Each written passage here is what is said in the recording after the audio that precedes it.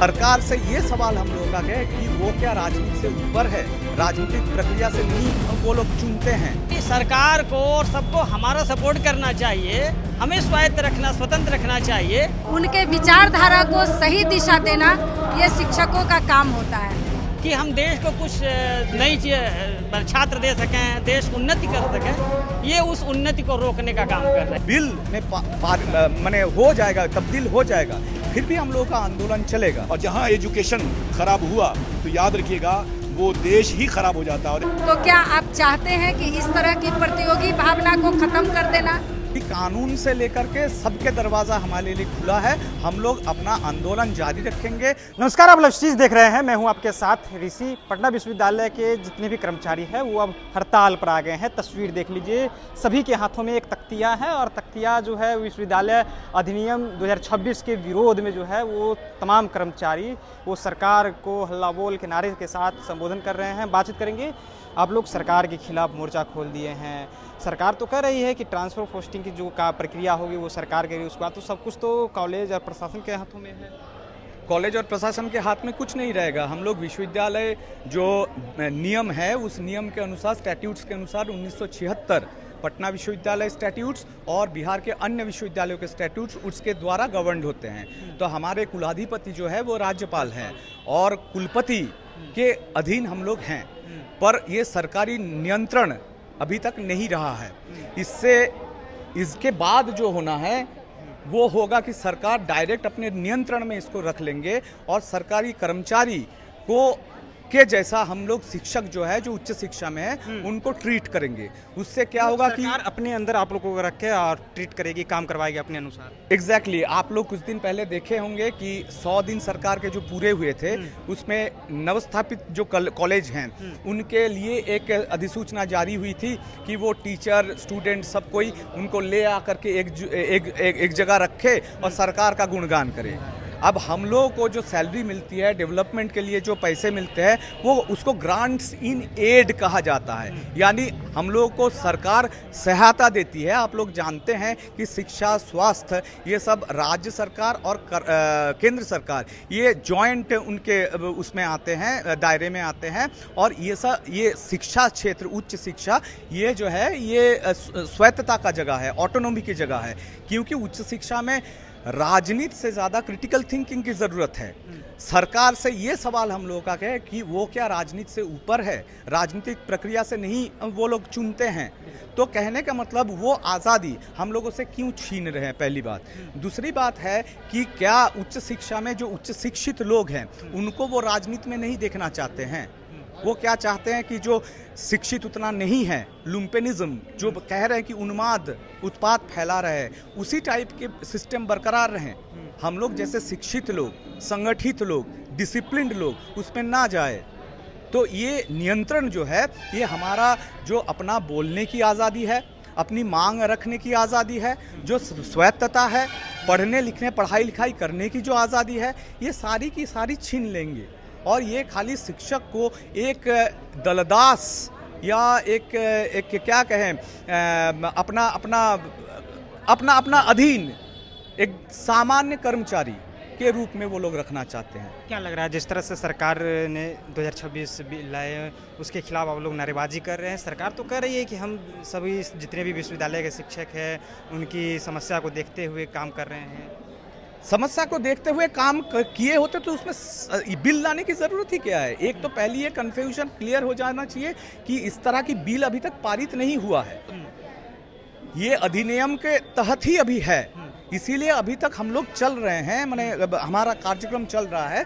कल को ये बिल में माने हो जाएगा, तब्दील हो जाएगा, फिर भी हम लोगों का आंदोलन चलेगा।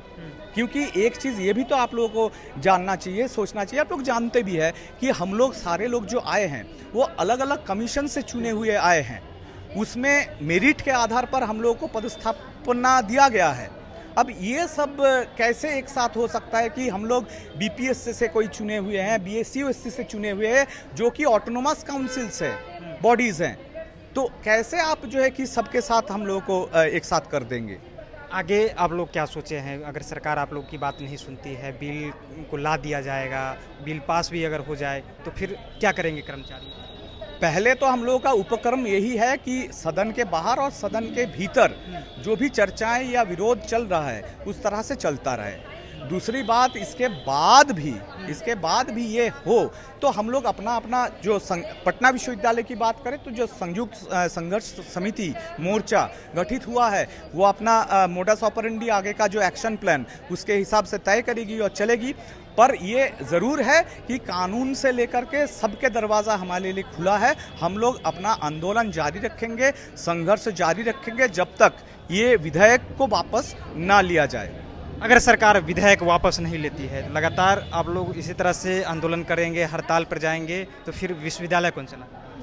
विश्वविद्यालय हम लोग चलाएंगे, विश्वविद्यालय में हम लोग पढ़ाएंगे, लेकिन जो कानून है, जो संविधान हमें हक देता है, राइट देता है, उस राइट के अंदर दायरे में रह करके हम लोग अपने हक के लिए लड़ाई लड़ेंगे।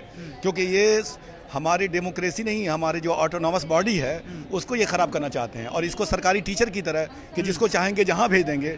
बताइए, पटना यूनिवर्सिटी जिसको ऑक्सफोर्ड ऑफ द ईस्ट कहा जाता है, पटना कॉलेज को, और हम खुद JNU से पढ़कर आए हैं, वहाँ से टॉप करके, हम BPSC टॉप करके यहाँ आए हैं। अब ज़रा सोचिए, एक टॉप करके यहाँ आया है और एक कॉमन आदमी किसी दूसरी जगह है, तो ट्रांसफ़र जिसका जहाँ चाहेगा वहाँ कर देगा। जो पैसा वाले लोग हैं दूसरी जगह से पटना में आ जाएंगे, और जो पटना के मतलब ब्रिलियंट हैं, जीनियस हैं, जो रिसर्च माइंड रखते हैं, जो ज़्यादा अच्छा करा सकते हैं, वो तो उनका तो ख़राब हो जाएगा। और सबसे बड़ा नुकसान शिक्षा का होगा। वो नुकसान ये होगा कि जो लोग कॉलेज में हैं, UG वाले रिसर्च करा ही नहीं पाएंगे।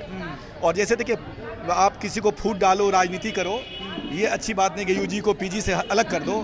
तो टीचिंग जो है ना, ये एक यूनाइटेड चीज़ है। इसको अलग करेंगे ना तो ये चरमरा के रह जाएगी। और अगर आप इतने ज़्यादा शुभचिंतक हैं, हमारे शुभचिंतक हैं, शिक्षा के शुभचिंतक हैं, तो हम बैठ करके कि मतलब प्रोफेसर लोग जो होते हैं वो भाई जाहिर बात PhD होते हैं, रिसर्चर होते हैं, आप उनसे मशवरा कीजिए, बात कीजिए कि इस मतलब फील्ड में क्या अच्छा हो सकता है अगर आप देश के बारे में सोचते हैं। और जहाँ एजुकेशन ख़राब हुआ तो याद रखिएगा वो देश ही ख़राब हो जाता है। और एक एग्जांपल आपको दे, ब्रिटेन में, इंग्लैंड में एक मरतबा बहुत ज़्यादा, वहाँ जो आपको पता है फर्स्ट वर्ल्ड वार और सेकंड वर्ल्ड वार के बाद सारे जितने मद थे और जितना मतलब डिपार्टमेंट था, सबका मद काट दिया गया, लेकिन शिक्षा का नहीं काटा गया।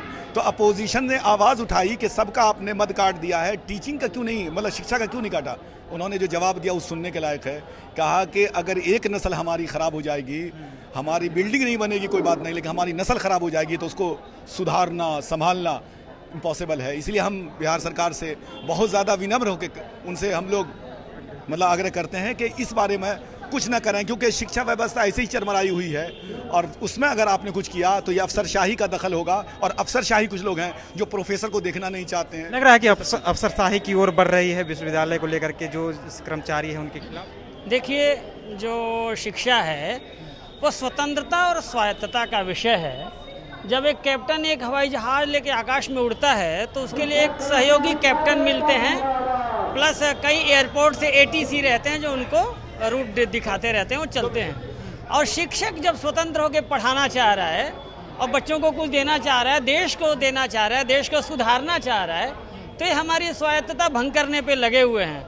तो जबकि सरकार को और सबको हमारा सपोर्ट करना चाहिए, हमें स्वायत्त रखना, स्वतंत्र रखना चाहिए कि हम देश को कुछ नई चीज़ छात्र दे सकें, देश उन्नति कर सकें। ये उस उन्नति को रोकने का काम कर रही है। तो सरकार जो है वो उन्नति को रोकने का काम कर रही है। इस तरफ दिखाइए, देखिए महिलाएं जो है वो कर्मचारी भी हड़ताल पे है और इनका साफ तौर पे कहना है कि जिस तरह से विश्वविद्यालय के नियमों को लाया जा रहा है, विधायक को लाया जा रहा है, उससे जो कर्मचारी है वो हड़ताल पे है और साफ तौर पर कह रहे हैं कि एक तरह से तानाशाह की ओर जो है वो सरकार बढ़ रही है। और इनकी जो विश्वविद्यालय की मांगे हैं, स्वायत्तता की बात है, विश्वविद्यालय की स्वायत्तता पर भी सवाल जो है वो उठा रहे हैं। आप लोग कह रहे हैं कि स्वायत्तता का खतरा है, हम लोग स्टूडेंट को बनाते हैं और हम ही को अब सरकार ट्रांसफ़र, लेकिन सरकार तो कह रही है ना कि सिर्फ ट्रांसफ़र पोस्टिंग जो है वो कर रही है। नहीं, देखिए, ट्रांसफर पोस्टिंग वाली बात ही नहीं है। शिक्षा और स्वास्थ्य, जब तक आप उसमें फ्रीडम नहीं दीजिएगा, आप डॉक्टर को डिक्टेट कीजिएगा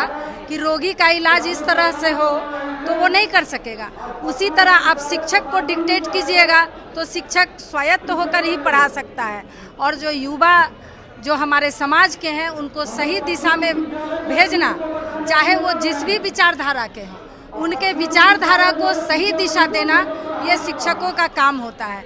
अब विश्वविद्यालय को विश्वविद्यालय से कॉलेज को अलग कर देना ये उसी के बराबर होगा जैसे +2 को विश्वविद्यालय से अलग कर दिया गया और पूरा कॉरपोरेट सेक्टर जो है वो इंजीनियरिंग और मेडिकल की तैयारी कराने में पूरा बिहार में देखिए किस तरह से व्यवसायीकरण हो गया है। उसी तरह स्नातक की पढ़ाई का भी हो जाएगा। आपके पटना में 2 कॉलेज है, सरकारी कॉलेज गुलजार बाग में और गर्दनी बाग में। आप देख लीजिए उनकी स्थिति कि वहाँ शिक्षक नहीं है, छात्र कैसी स्थिति में है, बिल्डिंग नहीं है, कोई इंफ्रास्ट्रक्चर नहीं है। तो क्या उसी तरह की स्थिति चाहिए बिहार के, पूरे बिहार के उच्च शिक्षा जगत में? पटना विश्वविद्यालय का उदाहरण पूरा बिहार देता है। यहाँ पर किस तरह से अनुशासन के साथ पढ़ाई लिखाई होती है, साथ साथ हर क्षेत्र में स्टूडेंट और शिक्षक अव्वल होते हैं। तो क्या आप चाहते हैं कि इस तरह की प्रतियोगी भावना को ख़त्म कर देना? तो ये हमारा सब पटना विश्वविद्यालय के ये तमाम जो है वो कर्मचारी है और उनका साफ स्वच्छता को लेकर के सवाल उठा रहे हैं कि पटना विश्वविद्यालय अपनी एक अलग पहचान है। उन्होंने जो संघर्ष करके बच्चों को बनाने का काम करते हैं वो यहाँ से विद्यालय में दिया जाता है। लेकिन सवाल ये है कि जो सरकार है, जो बिल लाए जा रहे हैं, इसके खिलाफ है और इनका साफ तौर कहना है कि आगे भी लड़ाई जो है वो हमारी जारी रहेगी। फिलहाल लाइव सीरीज़ के साथ बने रहें। बहुत बहुत धन्यवाद।